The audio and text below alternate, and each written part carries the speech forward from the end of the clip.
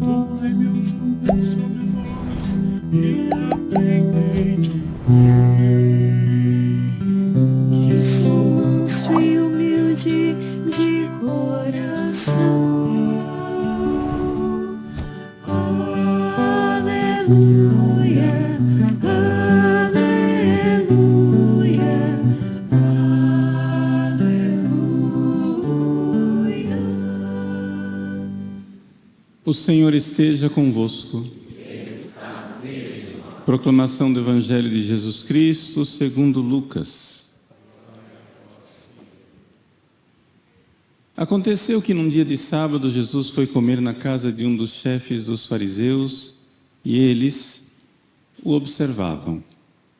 Jesus notou como os convidados escolhiam os primeiros lugares e então contou-lhes uma parábola. Quando tu fores convidado a uma festa de casamento, não ocupes o primeiro lugar. Pode ser que tenha sido convidado alguém mais importante do que tu, e o dono da casa, que convidou os dois, venha dizer: dá o lugar a ele. Então, tu ficarás envergonhado e irás ocupar o último lugar. Mas quando tu fores convidado, vai sentar-te ao último lugar. E assim, quando chegar quem te convidou, te dirá: amigo, vem mais para cima. E isso vai ser uma honra para ti diante de todos os convidados. Porque quem se eleva será humilhado, e quem se humilha será elevado.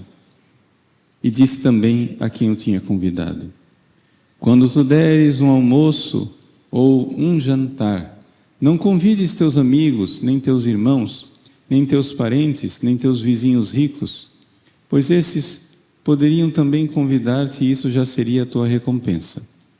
Pelo contrário, quando deres uma festa, convida os pobres, os aleijados, os coxos, os cegos, e então tu serás feliz, porque eles não te podem retribuir. Tu receberás a recompensa na ressurreição dos justos. Palavra da salvação.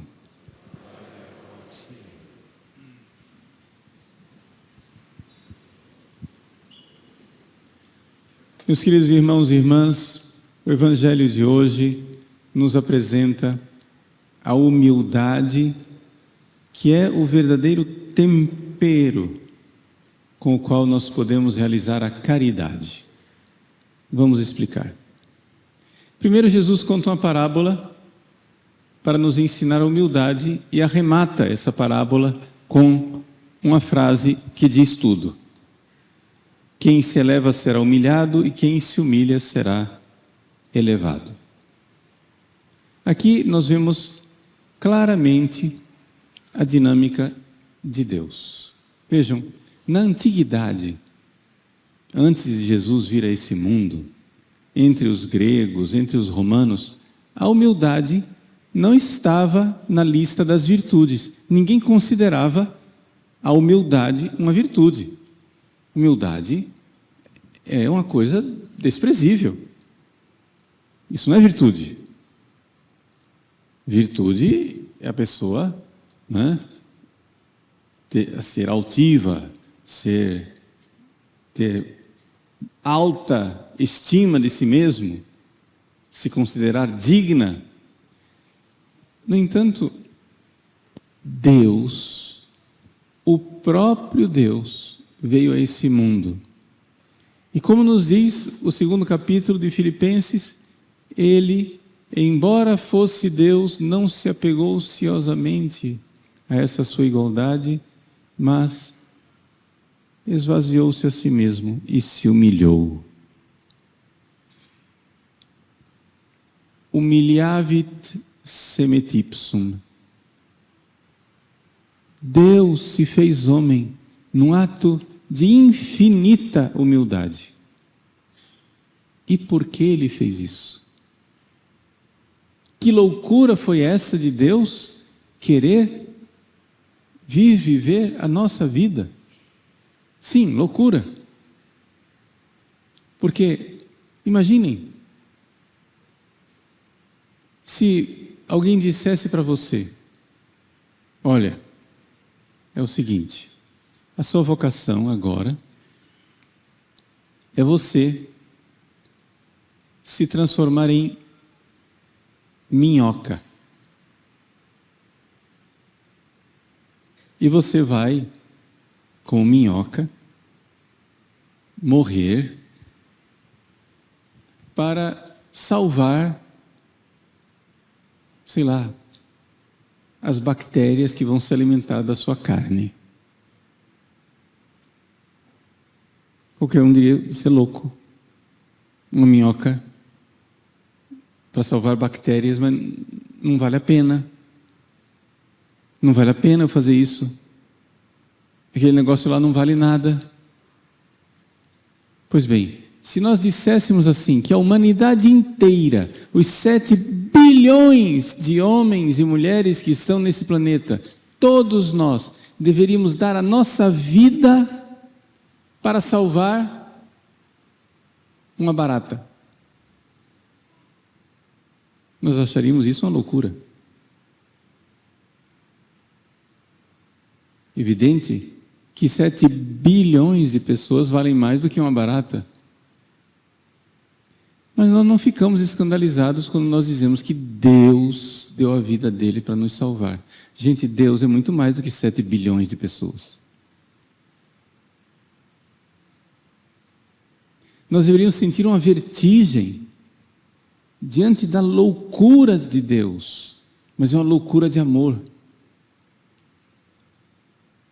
Deus, Criador do céu e da terra, Senhor do universo, se fez homem, por amor a mim, que não valho nada. Por amor a mim, Ele se fez um escravo, que morreu a morte de um escravo, torturado na cruz, por amor a mim. Ao fazer isso, Deus deu a cada um de nós um valor infinito. Sim, porque nós fomos pagos, nós fomos resgatados, nós somos salvos por um preço infinito, de infinito valor. O preço que Deus pagou para nos resgatar foi esta humilhação. Humilhação total, de morte e morte de cruz. A humildade infinita de Cristo, por amor a mim. Por amor a mim. Meditar nessas coisas deveria nos mover em nossas próprias vísceras. Deveria nos fazer com que nós sentíssemos vertigem diante de um amor assim. Loucura de amor, as loucuras de amor que Deus fez por nós. Ele se humilhou e se entregou por mim. Eu que não valho nada, Ele que vale tudo. Eu que sou nada e Ele é tudo. Diante do Cristo que se humilhou, e se humilhou por amor, nós entendemos então também a segunda parábola. Não somente Jesus ocupou o último lugar, mas Jesus também prestou um serviço a quem não podia retribuir. Jesus diz: oferece um banquete para os pobres, os aleijados, os coxos, os cegos, então tu serás feliz, porque eles não te podem retribuir. Jesus preparou para nós um banquete e nós não podemos retribuir. Quid retribuam Domino pro omnibus quae retribuit mi. O que oferecerei, o que retribuirei ao Senhor por tudo aquilo que Ele me deu? Vejam,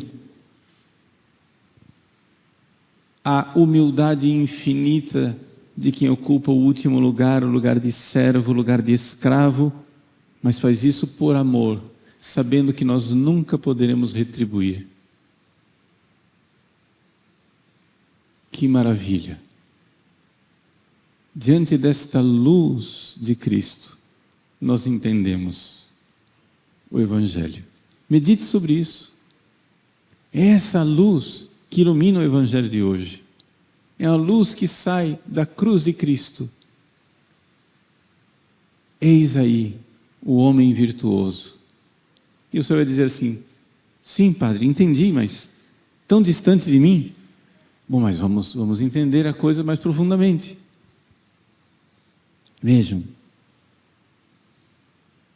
nós, para sermos felizes, precisamos amar com um amor que não é nosso, que vem do alto, que vem de Deus. Se você é verdadeiro cristão, se você é verdadeira cristã, se você quer ser feliz no céu, você tem que dizer o seguinte: Jesus, eu não tenho o amor com o qual vós quereis que eu vos ame, porque não temos mesmo. Ele que nos dá. É a graça. Quando nós somos batizados, Ele nos dá a graça. E nessa a graça que está no nosso coração, vem o amor com o qual Ele quer ser amado. Então vejam que maravilha de Deus. Nós católicos, nós não somos como tantas religiões por aí, que acham que serão salvos ou serão santos a partir de nosso próprio amor, nosso próprio esforço. Quantos espíritas fazem obras de caridade,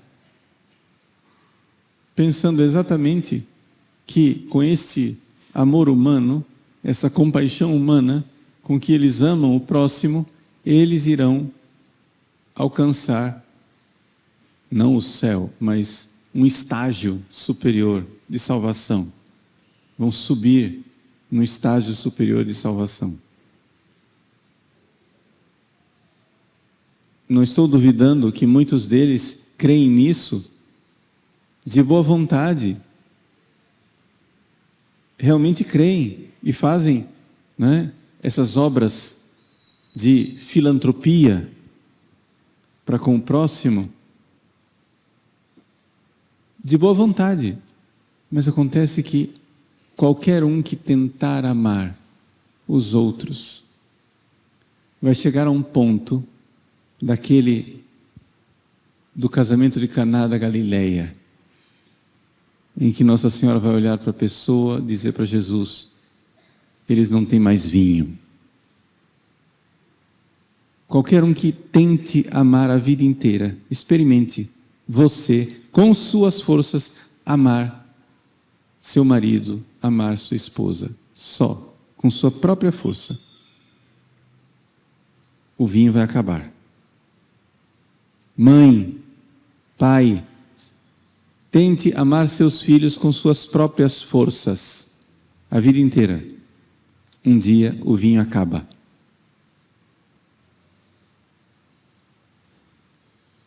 Tente amar os pobres, tente amar os órfãos, as viúvas, os necessitados, os marginalizados, a vida inteira, com suas próprias forças. Um dia, o vinho vai acabar. Um dia os recursos serão tão escassos que você não vai conseguir mais. Você vai se desfazer, na verdade. Mas Deus quer nos dar o amor com o qual Ele quer ser amado. Ou seja, unidos a Jesus, Jesus veio do céu, Ele se humilhou e nos amou. Ele veio do céu, ocupou o último lugar no banquete e Ele é o que passa servindo a cada um de nós. Nós somos os pobres, coxos, aleijados, que somos servidos por Jesus. Jesus passa servindo a cada um de nós e nos dando aquele recurso celeste, aquela realidade que vem de Deus, que nos torna capazes de amar. Nós estamos sentados como pobres que entraram num banquete. Que coisa admirável! Vou usar a linguagem moderna. Que Jesus seja o nosso garçom. Que Jesus seja o servo, o escravo que passa servindo às mesas, na minha mesa. Jesus passa servindo na minha mesa, porque sabe que eu não tenho amor para dar, porque eu estou morrendo de fome, porque eu sou um faminto, porque eu sou uma pessoa que está exausta. Eu estou, vamos dizer com toda sinceridade, se é isso que você está sentindo, diga: Padre, eu estou cansado de amar. É isso. Eu estou cansado de dar e nunca receber nada de volta. De ter paciência e ninguém ter paciência comigo. De servir os outros e ninguém me serve. De sorrir, mas ninguém me sorri de volta. Mas se você está assim, sente-se à mesa. A mesa da Eucaristia, porque Ele se humilhará outra vez do alto céu e virá outra vez para ser o escravo que nos serve. Que digo eu? Para ser o próprio alimento que irá nos dar a força que vem do alto, a força para nós amarmos, nós que não temos amor para dar. Meus queridos, essa é a maravilha do cristianismo, o caminho de Jesus.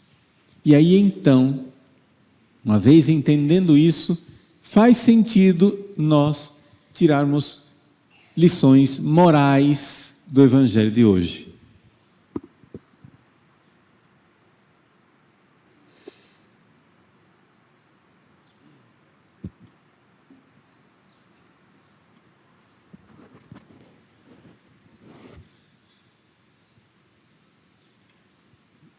Uma vez que nós contemplamos o que Jesus fez por nós, faz sentido então dizer: Ele se humilhou por mim, por amor a mim. Eu quero me humilhar por amor a Ele.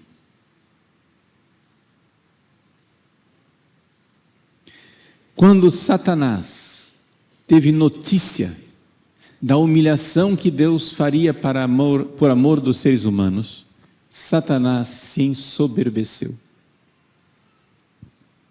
Deus disse a Lúcifer e aos anjos rebeldes e a todos os anjos bons também: eu irei me fazer escravo do ser humano para servi-los e para amá-los. Lúcifer se revoltou e disse: não vou imitar isso, não vou me rebaixar e servir a esta gentalha, não servirei, não irei me rebaixar. Nós podemos imaginar aqui Lúcifer revoltado e blasfemando contra Deus, perguntando: quem que você acha que você é para exigir isso de mim? Você não vê quem eu sou? Eu sou a mais perfeita de todas as criaturas. Por natureza, ninguém tem mais do que eu. Eu estou no ápice, no cume de toda a criação, a perfeição de toda a criação, disse Lúcifer. Eu sou o maior, o mais luminoso de todos os anjos. Que velhacaria é esta, querer agora que eu me rebaixe para servir aquela mulher de Nazaré, para que ela seja maior do que eu. Que velhacaria é esta, que eu agora sirva aos seres humanos para salvá-los. Lúcifer se revoltou. Lúcifer não quis se rebaixar. Ao contrário, a Virgem Maria, ao receber a notícia do projeto de Deus, correu alegremente para se humilhar. Eis aqui a escrava! E saiu correndo para as colinas da Judeia para ser a escrava de Isabel. Para servir e passar a sua vida servindo. Porque se ele veio para me servir, eu preciso servir também. Se ele se humilhou por amor a mim, eu preciso me humilhar por amor a ele. Portanto, meus queridos, a humildade dentro do cristianismo adquire uma coloração completamente diferente do que simplesmente o reconhecimento da minha verdade. Claro, está correta Santa Teresa quando diz que a humildade é a verdade. Sim. Quando eu vejo quem eu sou e ocupo o meu lugar de nada. Mas, se fosse somente isso, a humildade seria fria, a humildade seria negativa, a humildade seria sem fogo, sem energia, porque é simplesmente a humildade de dizer, eu não sou, eu não tenho, eu não posso, então, tá bom, fiquei no meu lugar. Mas quando nós olhamos a humildade de Jesus é um fogo, é uma fornalha ardente de amor. Ele se humilhou. Quando nós ouvimos esta frase, ele se humilhou, nós deveríamos ficar na ponta dos pés. Nós deveríamos ficar na ponta da cadeira, surpresos, entusiasmados, incendiados por essa humildade. Por mim? Ele se humilhou por mim? Vou amar de volta, vou me humilhar por ele. Eu quero ser humilhado por amor a ele. Meus queridos, passar esses dias servindo e aceitando as humilhações que a vida nos impõe. Ninguém de nós que está aqui pode dizer que nunca foi humilhado. A vida nos impõe, às vezes diariamente, humilhações. Nós podemos ter duas reações. A reação de Lúcifer, que diz, não aceito, não servirei. A humilhação de Maria, que diz, ele se humilhou por mim, porque eu não irei me humilhar por ele. E então, nós iremos notar que esse segundo tipo de humildade é aquecido interiormente por uma caridade. A caridade de quem serve por amor. Servo por amor. Servir por amor. Lavar os pés uns dos outros.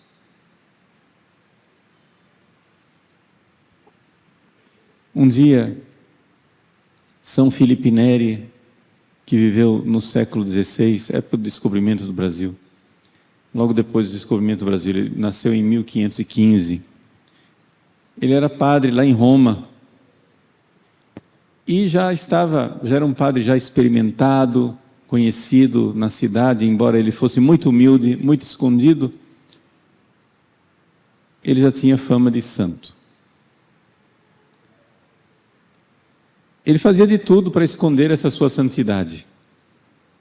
Então, como todo mundo começou a ir ao redor dele, achando que ele era santo, ele começou a fazer coisas estranhas para acharem que ele era louco.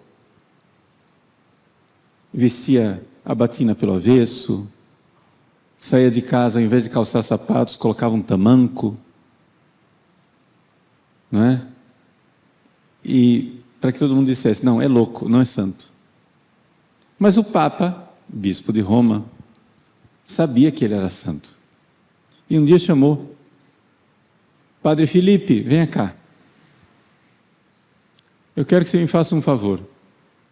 Tem um mosteiro aqui perto, que o pessoal está dizendo que tem uma monja, que é muito santa, que está fazendo milagres, tendo visões, Jesus está falando com ela, e eu queria que você fosse lá, como meu enviado, para verificar se essa monja é santa de verdade. Padre Felipe, pois não, santidade. E foi. Era um dia chuvoso, as estradas daquela época, muitas não tinham asfalto, lama. Padre Felipe chega ao mosteiro com os sapatos todos sujos de barro. Quando ele chega, ele pede para anunciar a santa que ele tinha vindo,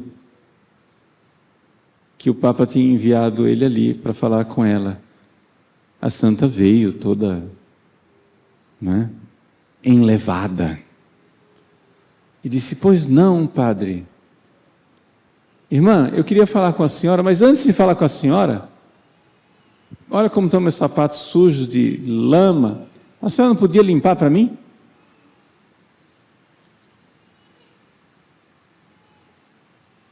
A suposta santa ficou aterrorizada e disse, eu não estou acostumada a fazer esse tipo de coisa. Ah, tá bom, irmã, muito obrigado. Calçou o sapato de novo e foi embora para Roma. Quando chegou lá, disse para o Papa, Santo Padre, não se preocupe, não é santa. E o Papa disse, mas como você sabe disso? Não tem a virtude em cima da qual está construído todo o edifício, a humildade. Se não tem humildade, não é santa. Porque o santo sabe que a santidade dele não é dele, é de Deus. É Deus que age nele. Um santo que não veja isso, não é santo. Todos os santos, verdadeiramente santos, veem que existe dentro deles uma caridade que não é deles, que vem do céu. E que aquele amor que eles têm para amar não vem deles, vem de Deus. E não tem como se ensoberbecer. Porque Deus olha a nossa miséria, Ele se humilha, passa nos servindo e nos dá o amor com o qual Ele quer ser amado. Nós não temos, não há do que nos envaidecermos. O que tendes que não recebestes, nos recorda São Paulo. Tudo recebemos de Deus. Tudo. E precisamos compreender que olhar para a nossa miséria e ver as grandes coisas que Deus faz em nós é cantar o hino da Virgem Maria. O Senhor olhou para a humildade de sua serva. Deus foi atraído pela humildade da Virgem Maria. E por isso o Senhor fez em mim maravilhas. Agora, sendo muito práticos, para concluir, e você levar alguma coisa para casa para colocar em prática. Como viver a humildade?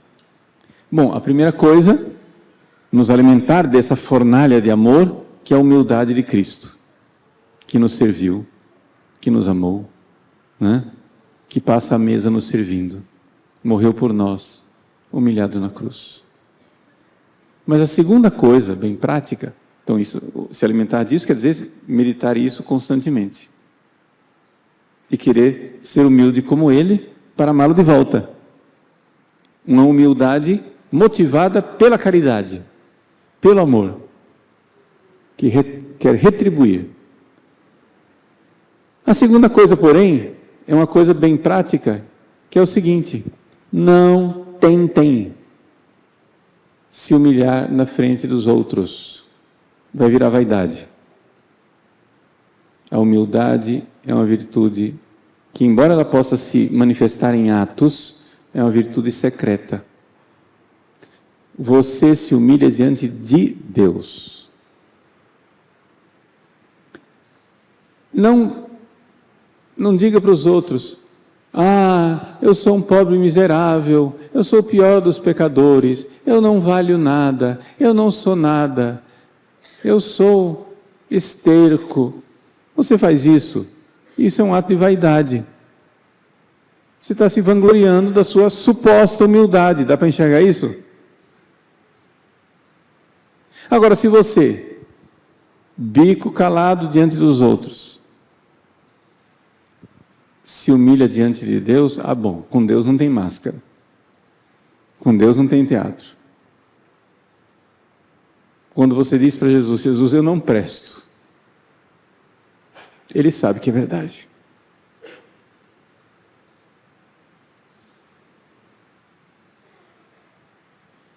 São Filipe Neri, esse grande santo da alegria e da humildade, tinha uma oração bastante jocosa, dizendo assim: Jesus, põe a mão na cabeça de Filipe, porque se você tirar a mão, ele é capaz de cada coisa.